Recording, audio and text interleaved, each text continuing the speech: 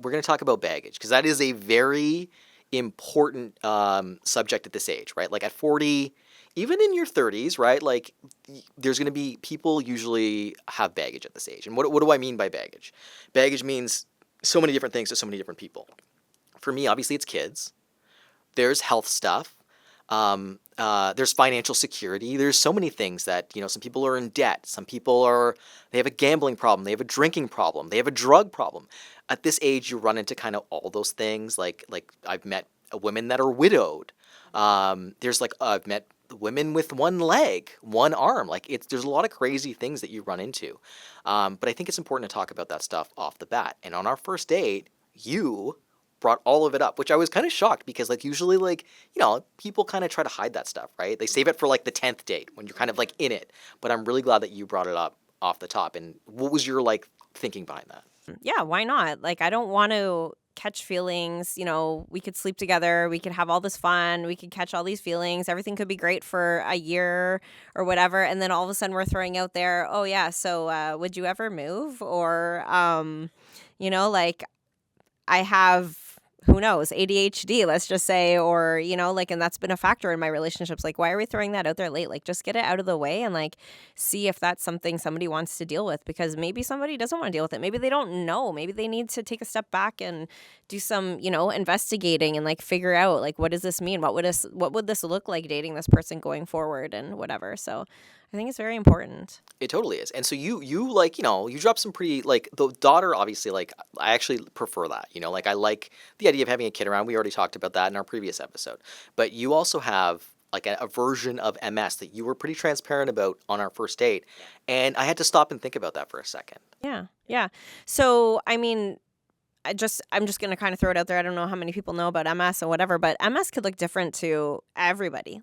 Somebody could literally have no symptoms their whole entire life, and some people could end up, bedridden. Who really knows? With that being said, I think I was very transparent with you about everything, and in terms of treatment, what am I doing? I live a very healthy, active lifestyle just because I'm trying to do everything naturally as possible. And as you clearly see, I'm perfectly fine. You're very attractive. And I just want to you told me that, and I looked at you for a second, and I think you're beautiful. I think you're sexy. And I thought to myself, I'm not going to not date this person because of a health issue. I could die tomorrow. I could have cancer. I don't know. Think life happens so fast. So I would say that I looked at you. I think we had a great intellectual connection. There's obviously physical attraction, and I thought, fuck yeah, you're worth the risk. So that now, continue. I'm going to continue to see you. And that was a decision I kind of had to make on the spot. But I'm very glad that you brought it up, because it goes back to the whole thing. It's put yourself out there in every possible light, in every possible angle. And if that person doesn't like what they see, why waste the time? That is my thing. It's do not waste the time. And you know what? That goes to anybody. It doesn't matter if you're in your 40s, 50s, or 20s. It's we all have a limited time on this earth. Don't waste a fucking second of it. And I think that was awesome that you just were this is what I'm dealing with. Mm-hmm. Take it or leave it. And I was I like what I see. Obviously, it could mean some serious hard times ahead. But you know what? I think you're worth it. Thank I made that decision. Jack Astor's in that fucking restaurant. And what I also did think was cute, you were kind of flirting with our hostess. She had great eyes. She did. And then she was oh my God, you have great eyes. And I'm great. Now I'm the asshole who's not saying anyone has great eyes. Anyway, I had a really good time on our first date. I thought, we have really good chemistry, and yeah, I'm glad that you were very transparent. For women out there, I think that's a good thing, and men too. It's just be transparent with your bullshit. Everyone's got bullshit. Health, financial, drug addiction, gambling, whatever it is, just be open about it, right? Yeah. Because otherwise you're just wasting time. Absolutely. Absolutely. I love that. I just want to go into my dating a little bit. I've dated all sorts. I've dated people with mental health issues, drug addictions, abusive tendencies, whatever. So I have a lot of guards up now, as you know, we've talked about it. So I really appreciate disclosure just because I have so much trauma already. So that's not something I want to find out later, because that would absolutely devastate me. And it's not I'm not completely closed-minded to sitting there to say that I would never deal with people that have issues by any means would I ever do that, especially now with me having my own issues. It's trying to figure out, you know what, like, can we navigate a healthy future together? You know, like, what are you doing to take steps to navigate through this? To Like, are improve. you, yeah, Yeah. exactly. Are you going to counseling? Are you on medications? Like, what does this look like? What does this look like for our future? And how can that affect us? So I think that's something people need to really keep in mind because, you know, tomorrow you could get diagnosed with something, Exactly. you know, and Exactly. That's how yeah, fast life goes. But I exactly. think it's important to establish too, like what your baggage limit is, Yeah. right? So for me, I'm gonna be transparent. Like one kid is great, actually. Like I almost like the fact that you have a kid. Two would be like, okay, that's a little crazy. Three would be like a hard maybe no for me. Unless like the person was like this magical connection, but like that's kind of like my baggage limit in terms of kids. I don't think I would date someone with like mental health issues or like a gambling problem or a drug problem because like I just feel like we'd be on two different wavelengths. Like what you said, you wouldn't date someone with a kid, and you have a kid, Yeah. and that's Yeah. okay, right? You have to establish whatever your baggage is to you, right? Like everyone has to Yeah. define that for themselves. So what are your baggage limitations? So, I mean, I bend, just so you know. We Like all you can't, bend. yeah, you can't completely be completely closed minded, right? That's where those questions come in, like, you know, like distance, you know, how often do you have your kids if kids are involved, stuff like that. I find as a single woman, it's very hard dating single men that have children because generally speaking, I have my daughter during the week and a lot of guys have their kids on the weekends. So it's like, how do you find the Is that like a time? thing? Like woman, daughter during the week, men get the kids on the weekend? Is that a thing? This is a pretty common thing, or it's Oh, every other okay. I weekend, didn't know that. right? So unless they have 50-50, then it's a little bit different. But then that goes to, then we get into location, right? Because like if somebody lives in Brampton and they have their kids 50-50 and I live in Scarborough, it's like, you know, like they're never going to relocate and I'm never Right. relocating to Brampton. Yeah, So I'd yeah. rather ask those I hard don't think questions anybody right. wants to relocate to Brampton. I'm sorry, Yeah. Brampton people.